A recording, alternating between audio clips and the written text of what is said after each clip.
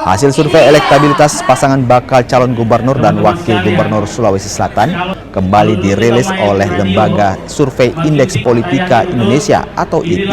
Dirilis ketiga IPI ini hanya melakukan survei untuk dua pasangan calon, yakni Dhani Azhar dan Sudirman Fatmawati Rusdi. Dari hasil survei, elektabilitas pasangan Andi Sudirman Sulaiman Fatmawati Rusdi sekitar 59% dan Dhani Pemanto Azhar hanya 20,1% saja.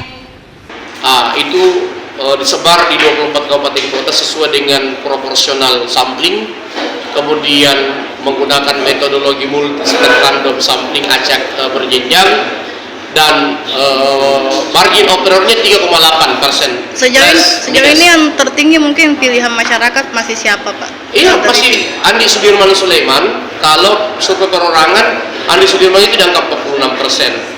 Kalau berpasangan, Pak? Kalau berpasangan dia di angka 59% ketika dia berpasangan dengan Fatmawati. Pak Dhani tadi, Pak Ramdan Pomanto, kalau survei perorangan dia berada di angka 11-13% dalam beberapa simulasi kan. Kalau berpasangan dia di angka 20% ketika dia berpasangan dengan Pak Arsad.